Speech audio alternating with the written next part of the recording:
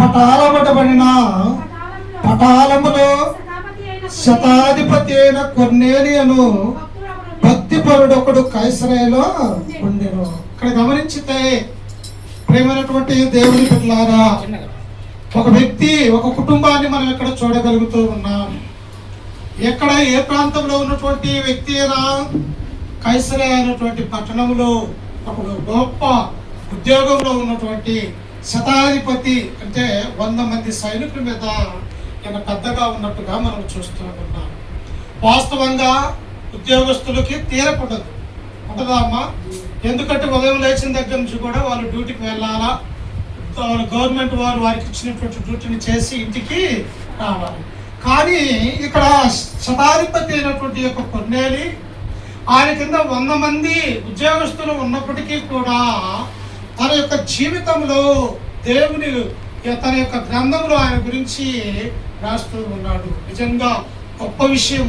ఎక్కడ రాయబడ్డాడు? ఆయన పరిశుద్ధ గ్రంథంలో రాయబడ్డటువంటి వ్యక్తి. నీవు నేను ఎందుకు ఈరోజు ఇంత పాటు పడుతూ ఉన్నాం?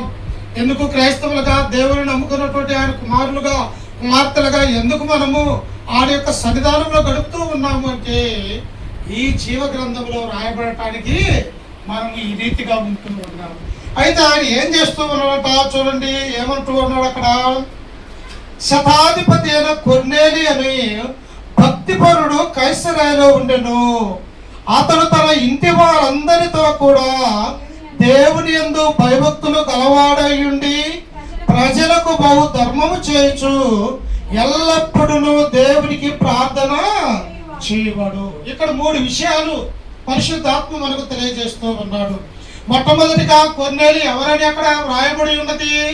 ఆయన భక్తిపరుడు అని వ్రాయబడ్డది. ప్రియులారా, భక్తి అంటే లోకంలో నుంచి క్రీస్తులోనికి రావటము, లోకంలో నుంచి దేవుని వైపు మరలటము, లోకంలో నుండి విశ్వాసము కలిగి దేవుని చెంతకు రావటం అనే దాన్ని భక్తి అని గ్రంథం మనకు సెలవిస్తూ ఉన్నది.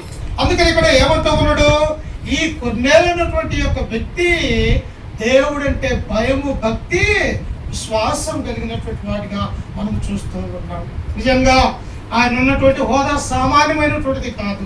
అయినప్పటికీ కూడా లోకంలో ఉన్నటువంటి యొక్క ఉద్యోగం కంటే కూడా నా యొక్క దేవుని యందు నేను భయభక్తులు కలిగి ఉండటం నాకు నా కుటుంబానికి మేలు అని చెప్పేసి ఆయన దేవుని యందు భయము, భక్తి, విశ్వాసం కలిగినటువంటి వారిగా మనం చూస్తూ ఉన్నాం. అంతేకాదు 2వ వచనంలో ఏమని ఉన్నది?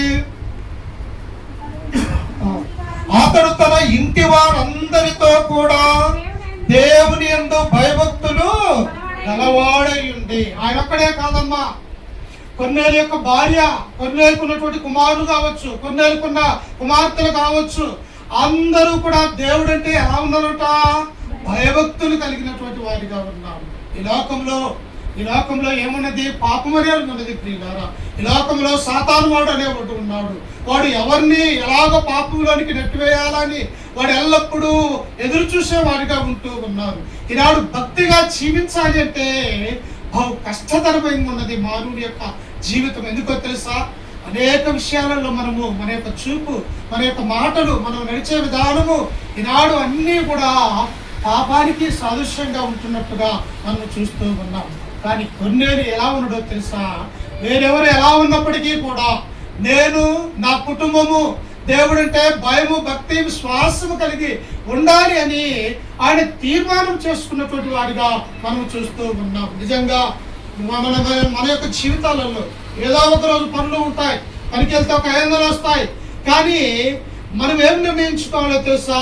ప్రార్థన ఎక్కడైతే జరుగుతూ ఉన్నదో, నా పని కంటే కూడా, నాకు వచ్చే ఆదాయం కంటే కూడా, నేను చేసే ఉద్యోగం కంటే కూడా పరిశుద్ధుల యొక్క ఆయన యొక్క సన్నిధానంలో ఉండి ఆయనను ఆరాధించటం అనేది నాకు, నా యొక్క ఆత్మకు, నా యొక్క జీవానికి మేలు అని మనము గుర్తు చేసుకోవాలి. మనం ఎన్ని పనులున్నా దేవుని యొక్క సన్నిధానానికి రావాలా, ఆయనతో కలిసి ఆత్మతోను సత్యముతోను మనము దేవుణ్ణి ఆరాధించే వారిగా మనం ఉండాలి. ఇక్కడ కొర్నేలి తన ఇంటి వారందరితో కూడా దేవుని యందు భయము, భక్తి కలిగి ఉన్నట్టుగా మనం చూస్తూ ఉన్నాం. అంతేకాదు ఎలా ఉన్నట్టు ఆయన చూడండి ఒకసారి 3వ వచనంలో, పగలు ఇంచుమించు 3 గంటల వేళ దేవుని దూత అతని యొద్దకు వచ్చి కొర్నేలి దర్శనమందు తేటగా అతనికి కనపడెను. ఎప్పుడు వస్తాడమ్మా దేవుడు నీ దగ్గరికి? నీవు అల్లరి చిల్లరగా, లేకపోతే దేవుని యొక్క మందిరానికి రాక, దేవుని యొక్క భయం నీ యొక్క హృదయంలో లేకపోతే దేవుడు నిన్ను దర్శించడానికి అవకాశం ఉన్నదా? లేదు ప్రియులారా. దేవుడు దర్శించాలంటే, దేవదూత నీతో మాట్లాడాలంటే నీవు దేవుని యందు భయభక్తులు కలిగి ఉన్నప్పుడు దేవుడు నీ దగ్గరికి దేవదూతలను పంపించేవాడిగా ఉన్నాడు. కన్యకైనటువంటి మరియా, ఆనాడు అనేక మంది కన్యకైనటువంటి మరియాలు ఉన్నారు లోకములో. కానీ దేవుడు ఎవరిని ఎన్నుకున్నాడు? ఇదిగో ఒక పేదింటి అయినటువంటి యొక్క కన్యక అయినటువంటి మరియను, ఆ గర్భాన్ని దేవుడు ఎన్నుకున్నటువంటి వారిగా మనం చూస్తూ ఉన్నాం. అంటే లోకంలో ఎంతమంది అవనస్తులు ఉన్నప్పటికీ కూడా ఈ యొక్క మరియా దేవుని యందు భయము, భక్తి, విశ్వాసం కలిగి, నమ్మకం కలిగి ఉన్నది కనుక గాబ్రియల్ అనే దేవదూత ఎవరికి కనిపించిందమ్మా? మరియకు కనిపించిందిగా మనం చూస్తాం. అలాగనే ఇక్కడ కూడా కొన్నేలి పగలు ఇంచుమించు 3 గంటల వేళ ఆయన తన యొక్క మిద్దె ఎక్కి ప్రార్థన చేస్తూ ఉన్నప్పుడు దేవదూత అతని దగ్గరకు వచ్చి మాట్లాడుతూ ఉన్నది. నిజంగా మనము కొన్నేలి వలె మంచి జీవితాన్ని కలిగితే, కొన్నేలి వలె దేవుని యందు విశ్వాసం కలిగి, నమ్మకము కలిగి, భయము, భక్తి కలిగి జీవిస్తే నా జీవితాన్ని కూడా దేవుడు మార్చగలిగినటువంటి సమర్థుడని మనం జ్ఞాపకం చేసుకోవాలి. అందుకని ఏమంటున్నది దేవదూత, ఒకసారి చూడండి. ఆయన కొన్నేలి అని పిలుచుట దర్శనమందు అతనికి తేటగా అతనికి కనపడెను. అతడు దూత వైపు తేరి చూసి భయపడి ప్రభువా ఏమని అడిగను. అందుకు దూత, నీ ప్రార్థనలను, నీ ధర్మ కార్యములను దేవుని సన్నిధికి జ్ఞాపకార్థముగా. మనం చేసే ప్రతి పని కూడా ఎవరు చూస్తారో తెలుసా? నీ పక్కనున్న మనుషులు చూడకపోవచ్చు, లేకపోతే నీ ఊరి వారు నిన్ను చూడకపోవచ్చు, లేకపోతే నీ బంధువులు, నీ రక్త సంబంధికులు నీ గురించి ఆలోచన చేయకపోవచ్చు. కానీ నీవు ఎలా ఉన్నావు, ఏ స్థితిలో ఉన్నావు, ఎలా నడుచుకుంటూ ఉన్నావు, నీ జీవితం ఎలా ఉన్నదో ఈ లోకంలో ఉన్నది ఎవరు చూస్తారు అంటే మనల్ని సృష్టించిన సృష్టికర్త ప్రతిదీ కూడా చూసేవాడిగా ఉన్నాడు. చూడరా అమ్మా, చూడండి ఒకసారి 139వ కీర్తన మనం చదువుకుంటే ఆయన చూస్తాడో చూడో చూడండి ఒకసారి. దావీదు మహారాజు తెలియజేస్తూ ఉన్నాడు. 139వ కీర్తన మొదటి వచనం చదువుకుందాం. యెహోవా, నీవు నన్ను పరిశోధించి తెలుసుకొని ఉన్నావు. నేను కూర్చుండుట, నేను లేచుట నీకు. చూస్తున్నాడా దేవుడు? మనం ఏం చేస్తూ ఉన్నాం? ప్రార్థనలో ఉన్నామా, లేకపోతే లోకంలో ఉన్నామా? దేవుని పరిశుద్ధులతో సహవాసం కలిగి ఉన్నామా, లేకపోతే లోకస్తులతో మన యొక్క సహవాసం ఉన్నదా అని దేవుడు చూస్తూ ఉన్నాడట. దేవుడు చూసేవారిగా ఉన్నాడు. అందుకే ఇక్కడ దావీదు మహారాజు అంటున్నాడు, యెహోవా, నీవు నన్ను పరిశోధించి తెలుసుకొని ఉన్నావు. నేను కూర్చుండుట, నేను లేచుట నీకు తెలియను. నేనేం చేస్తూ ఉన్నానయ్యా? నేను నీ కార్యాలు చేస్తూ ఉన్నానా, లేకపోతే లోకంలో వైపు చూస్తూ ఉన్నానా? నా జీవితం ఎలా ఉన్నది, నా కుటుంబం ఎలా ఉన్నది, ఇవన్నీ కూడా నీవు నన్ను చూస్తూ నా యొక్క ఆత్మను నీవు పరిశీలన చేస్తూ ఉన్నావు అని దేవుడు దావీదు మహారాజు దేవునితో అంటూ ఉన్నాడు. నిజంగా దావీదుకు ఉన్నటువంటి భక్తి మనకున్నట్టయితే, ఆయనలో ఉన్నటువంటి విశ్వాసము మనకున్నట్టయితే, అందుకనే దావీదు మహారాజుని దేవుడు ఏమన్నాడు? దావీదు నా హృదయానుసారుడు, నా ఉద్దేశములన్నీ నెరవేర్చు. అంటే దావీదు యొక్క హృదయం దేవుని యొక్క హృదయం కలబోసుకొని ఉన్నది. మనము దేవుని దగ్గరగా జీవిస్తున్నట్టయితే, మనము దేవునిలో జీవించినట్టయితే మనల్ని కూడా దేవుడు హత్తుకునేవాడిగా ఉంటూ ఉన్నాడు. అందుకనే ఇక్కడ కొన్నేళ్ళు దేవుడు ఎవరిని హత్తుకున్నాడంట? దేవునికి ప్రార్థన చేస్తూ ఉన్నాడు. తన కుటుంబంతో కలిసి, తన భార్యతో, తన పిల్లలతో కలిసి దేవునికి ప్రార్థన చేసినప్పుడు దేవదూత అక్కడికి వచ్చి, కొన్నేలి, నీ యొక్క ప్రార్థన, నీవు చేస్తున్న ధర్మ కార్యాలు అవి జ్ఞాపకార్థముగా దేవుని సన్నిధానానికి చేరినవి. ఎవరికి చేరినాయట? దేవుని సన్నిధానానికి. ఆయన సన్నిధానానికి చేరే విధంగా మన యొక్క నడక, మన యొక్క విశ్వాసము ఉండాలని దేవుడు కోరుకుంటూ ఉన్నాం. అంతేకాదు ప్రియులు, ఇంకా చూస్తే చూడండి అక్కడ 5వ వచనంలో, ఇప్పుడు నీవు యొప్పేకు మనుషులను పంపి పేతురును మారు పేరు గల సీమోనుని పిలిపించుము. అతడు సముద్రపు ధరనున్న సీమోనులకు చర్మకారుని ఇంట దిగి ఉన్నాడని అతనితో చెప్పెను. ఎందుకు? కొన్నేలి ఇంత భక్తి జీవితం జీవిస్తున్నప్పటికీ కూడా ఇతని భక్తి ఎలా ఉన్నదంటే పాత నిబంధన యొక్క భక్తి. అంటే క్రీస్తు గురించి తెలియనటువంటి వాడిగా ఉన్నాడు.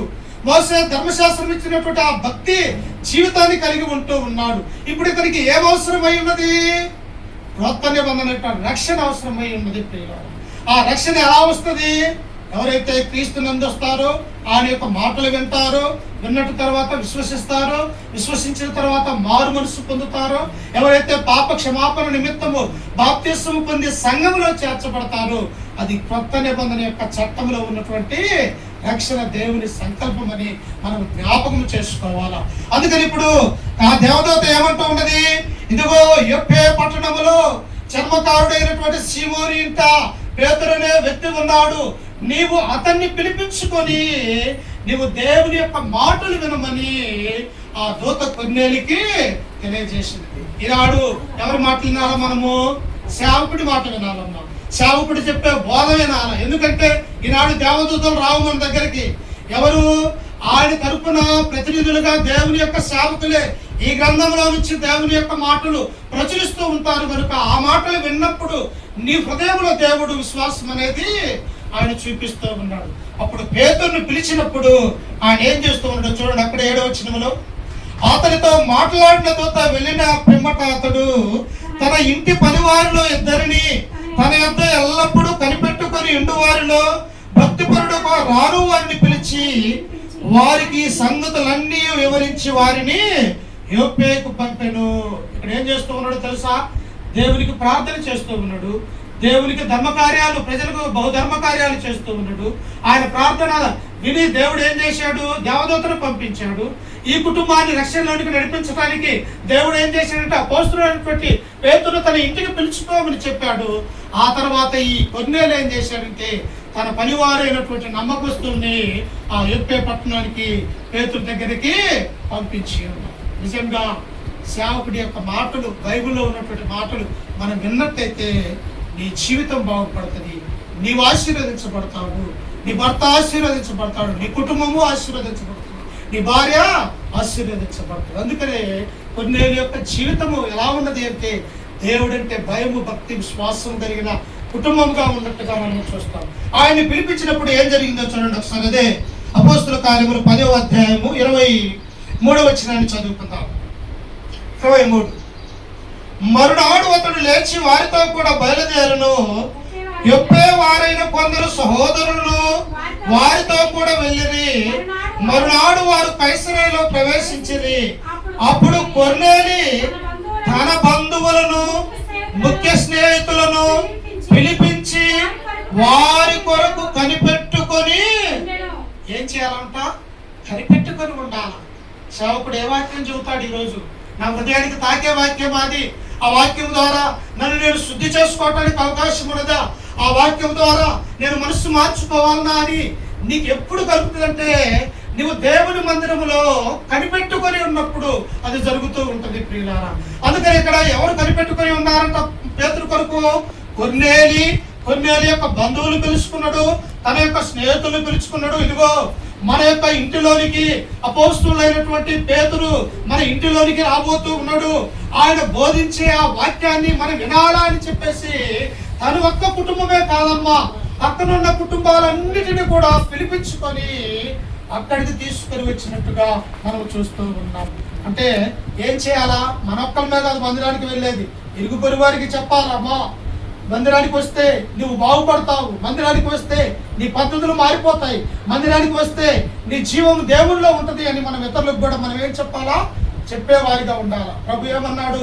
మార్కు సువార్త 16:16లో, మీరు సర్వలోకులకు వెళ్ళి సర్వ సృష్టికి సువార్తను ప్రకటించండి, నమ్మి బాప్తిస్మం పొందిన వాడు రక్షింపబడును, నమ్మని వారికి ఎవరైతే నమ్ముతారో దేవుణ్ణి, ఎవరైతే దేవుని యొక్క కుమారుడిని క్రీస్తును విశ్వసిస్తారో వారు ఏం చేస్తారంటే పరలోక రాజ్యంలో చేరబడతారు. ఎవరైతే నమ్మకపోతే వారికి నిత్య నరకాగ్ని కాసుకొని ఉన్నది ప్రియులారా. ఇక్కడ కొర్నేలు కూడా ఏం చేశాడో తెలుసా?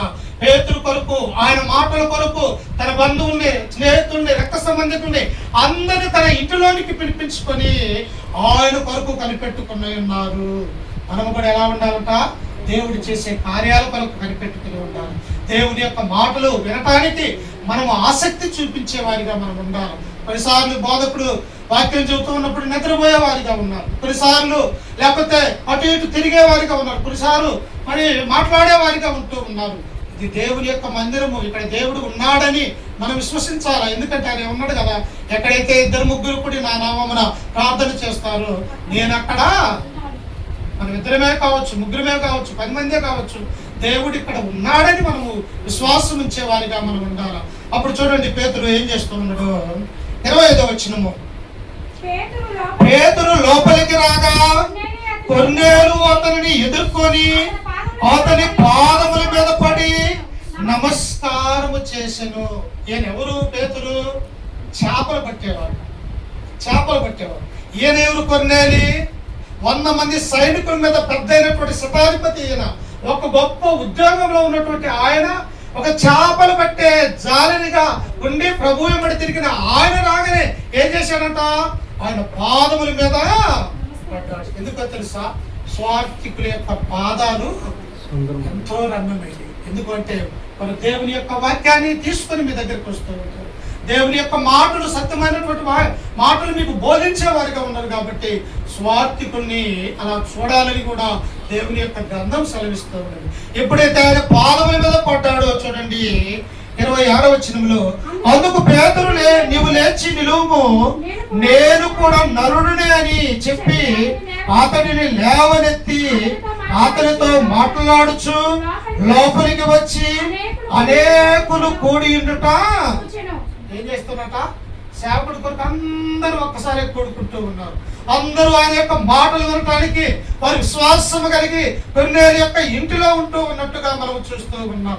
ఎప్పుడైతే పేతురు అక్కడికి వచ్చాడో ఈయన విధేయత కలిగి ఆయన పాదముల మీద పడి నమస్కారం చేసి ఉన్నాడు. ఎందుకన్నాడు అలా? ఎందుకు చేశాడు? మన రక్షకుడైనటువంటి ప్రభు అయినటువంటి యేసుక్రీస్తు వారు కూడా అపోస్తలుల యొక్క పాదాలు కడిగి తువాలుతో తుడిచి మీరును ఇలాగ ఉండాలా, మాదిరికరమైన జీవితం జీవించాలని ప్రభు తెలియజేశాడు. చెప్పలేదమ్మా? తనను తాను తగ్గించుకుని వాడు హెచ్చించబడును, తనను తాను హెచ్చించుకుని వాడు ఏమైపోతాడంట? తగ్గించబడతాడు. కాబట్టి క్రైస్తవులుగా మనం ఎలా ఉండాలా?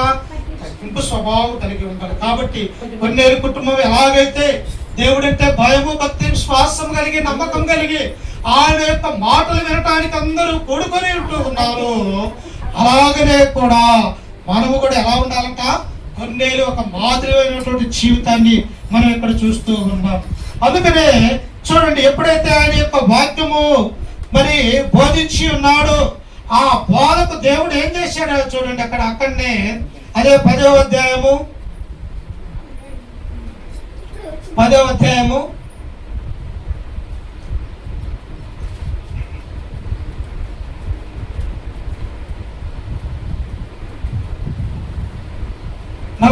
వచనం చదువుకున్నాం.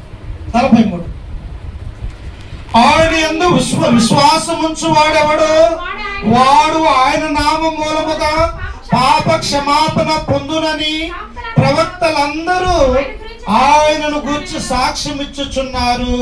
అమ్మా, ఎవరి గురించి సాక్ష్యం ఇచ్చుతూ ఉన్నారు? ప్రవక్తలందరూ. మెస్సియా రాబోతూ ఉన్నాడు, ఆయన ద్వారా ఈ లోకానికి రక్షణ రాబోతూ ఉన్నదని పాత నిబంధనలో ఉన్న ప్రవక్తల 39 గ్రంథాలన్నీ కూడా క్రీస్తు కొరకే తెలియజేసి ఉన్నాయి. ఆ తర్వాత కొత్త నిబంధనలో ఉన్నటువంటి 27 గ్రంథాలు ఏం చేస్తాయి? రాజు వచ్చాడు, ప్రభువు నీ కొరకు తన ప్రాణాన్ని ఆ కలువరిగిరిలో పెట్టాడు, తన యొక్క రక్తాన్ని కార్చాడు, నీ నా పాపములు తీసివేయడానికి ఆయన మరణించి సమాధి చేయబడి తిరిగి 3వ దినాన లేచాడని ఈ 27 గ్రంథాలన్నీ కూడా తెలియజేస్తూ ఉన్నాయి. ఈ విషయాన్ని అపోస్తలుడైనటువంటి పేతురు కొన్నేరు కుటుంబంలో ఉన్నటువంటి వారికి చేస్తూ మాట్లాడుతూ ఉన్నాడు. ఆయన వాక్యము చెబుతూ ఉన్నప్పుడు చూడండి అక్కడ ఏం జరిగిందో. 44వ వచనము, పేతురు ఈ మాటలు ఇంకా చెప్పుచుండగా అతని బోధ విన్న వారందరి మీదకి పరిశుద్ధాత్మ. ఇది కొత్త నిబంధన యొక్క రక్షణ, దేవుని యొక్క సంకల్పము. నీవేం చేయాలా? బోధ వినాలా, దేవుని యొక్క మాటలు వినాలా. విన్నటువంటి మాటలు నువ్వు మాటలు వింటే ఏమవుతుంది? నీలో విశ్వాసం అనేది పెరుగుతూ ఉంటుంది. మాసిదోనియా పట్టణంలో ఉన్నటువంటి లూదియా అపోస్తున్నటువంటి పౌలు, శీలలు ఆ యొక్క దేవుని యొక్క వాక్యాన్ని బోధిస్తూ ఉన్నప్పుడు దేవుడు ఏం చేశాడు? లూదియా యొక్క హృదయాన్ని దేవుడు తెరిచిన వారి మాటన అపోస్తుల కార్యములు 16వ అధ్యాయం 16వ వచనంలో మనము చదువుకుంటాం. అంటే ఎప్పుడైతే నువ్వు దేవుని యొక్క మాటలు వింటావో, వింటున్నప్పుడు దేవుడు నీ హృదయాన్ని తెరవటానికి అవకాశం ఉంటుంది. ఒకవేళ నీవు ఈ చెవులు విని ఈ చెవులు నీవు తీసివేసినట్టయితే దేవుడు నిన్ను ఆశీర్వదించడానికి అవకాశము లేదు. ఎవరైతే మనసు పెట్టి చెవియొగ్గి దేవుడి యొక్క మాటలు వింటారో వారిలో దేవుడు ఉంటాడన్నటువంటి సత్యాన్ని ఇక్కడ మనం చూస్తాం. ఎప్పుడైతే పేతురు దేవుని యొక్క వాక్యాన్ని బోధిస్తూ ఉన్నాడు, అక్కడ ఉన్నటువంటి కొన్నేళ్ళ కుటుంబము, స్నేహితులు, బంధువులు అందరూ ఆయన యొక్క మాటలు విన్నారు. పరలోక రాజ్యంలో నుంచి పరిశుద్ధాత్మ వారందరి మీదుగా దిగి ఉన్నప్పుడు పేతురు ఆశ్చర్యపోయాడు. అయ్యో, ఇదిగో మొదటి శతాబ్దంలో అపోస్తుల కార్యం 2వ అధ్యాయము 36 నుంచి 44 వచనాలలో పరిశుద్ధాత్మ దేవుడు ఎలాగైతే మన మీద దిగి ఉన్నాడో అలాగనే అన్నులైనటువంటి కొన్నేళ్ళ కుటుంబం మీద కూడా దేవుడు దిగాడు అని చెప్పేసి తెలియజేస్తాడు. చూసారా, దేవుని కార్యాలు నీకు అర్థం కావు, దేవుడు చేసే మేలులు నీకు అర్థం కావు. ఎప్పుడు నీకు అర్థమైంది? ఆయన బోధ విని ఆయన సన్నిధానంలో నిజమైనటువంటి క్రైస్తవుడిగా నువ్వు జీవిస్తున్నప్పుడు అర్థమవుతుందని దేవుని యొక్క గ్రంథం మనకు సెలవిస్తూ ఉన్నది. అందుకని ఇక్కడ ఎప్పుడైతే ఆ బోధ విన్నటువంటి వారి మీద పరిశుద్ధాత్మ దిగినో అప్పుడు చూడండి, కింద వచ్చినలో 47 వచ్చిన చదువు 47. అందుకు పేతురు, మనవలే పరిశుద్ధాత్మను పొందిన వీరు బాప్తిస్మము పొందకుండా ఎవడైనను నీళ్లను ఆటంకము చేయగలడా అని చెప్పి యేసు క్రీస్తు నామమందు వారికి బాప్తిస్మము పొందవలనని ఆజ్ఞాపించును. ఏం చేయాలా? నీ మారు మనసుకు గుర్తు ఏంటిదో తెలుసా? నువ్వు సంఘంలో చేర్చబడాలంటే దేవుడు నియమించినటువంటి ఆ యొక్క ఆజ్ఞ ఏంటిదో తెలుసా? ఆయనను నమ్మితే బాప్తిస్మం పొందాలి. బాప్తిస్మం పొందకపోతే నీకు రక్షణ లేదు. ఇక్కడ నుంచి మాచర్ల నుంచి గుంటూరు వెళ్ళాలా? ఎలా వెళ్తాము? బస్సులో ఎక్కినము, టికెట్ అనేది తీసుకోవాలా. ఆ టికెట్ ఉంటే ఎవరు వచ్చినప్పటికీ కూడా నువ్వు సరిగా ప్రయాణం చేస్తున్నట్టు అర్థము. అదే టికెట్ లేకపోతే నిన్న మధ్యలోనే దించి వేస్తారు. ఎందుకు తెలుసా? నువ్వు సరైనటువంటి రీతిలో ప్రభుత్వం చెప్పిన విధంగా నువ్వు టికెట్ ప్రయాణించలేదు అని. అలాగనే ఈ క్రైస్తవులకు దేవుడిచ్చినటువంటి నిబంధనలు ఏంటో తెలుసా? మనం విశ్వాసం ఉంచితే, మారు మనసు పొందితే, క్రీస్తును సొంత రక్షకుడిగా అంగీకరించితే మనము బాప్తిసం అనేది పొందాలి అని దేవుడి యొక్క మాట, ఆయన యొక్క ఆజ్ఞను చూస్తూ ఉన్నాం. కాబట్టి ప్రియులారా, ఈ మధ్యాహ్న కాల సమయంలో నీవు నేను ఎలా ఉండాలా? కొన్నేరు కుటుంబం వలె ఆయన కుటుంబం ఎలాగైతే దేవుని యందు భయభక్తులు కలిగి విశ్వాసం కలిగి ఉన్నదో, దేవుని దూత వచ్చినది ఆయన చేసే ప్రార్థనలు జ్ఞాపకార్థముగా చేరి ఉన్నట్టుగా మనం చూస్తూ ఉన్నాం. కాబట్టి నీవు నేను కూడా ఇలా ఆశీర్వదించబడాలంటే ఎల్లప్పుడూ ఆయన యొక్క సన్నిధానంలో మనము ఉండాలా, దేవుని యొక్క మాటలు వినాలని చెప్పేసి వాక్యం ద్వారా మిమ్మల్ని హెచ్చరిస్తూ ఈ మాటలు నన్ను నేను కూడా హెచ్చరిక చేసుకుంటూ మీ అందరికీ మన రక్షకుడు ప్రభు అయినటువంటి యేసుక్రీస్తు నామమున వందనాలు తెలియజేస్తూ నాకు ఈ అవకాశం ఇచ్చినటువంటి అధ్యక్షులైనటువంటి స్థానిక సువార్థికులైనటువంటి మోయస్ గారిని, ఆయన కుటుంబానికి కూడా ప్రత్యేకమైనటువంటి ధన్యవాదాలు తెలియజేస్తూ ముగించుకుంటూ ఉన్నాను.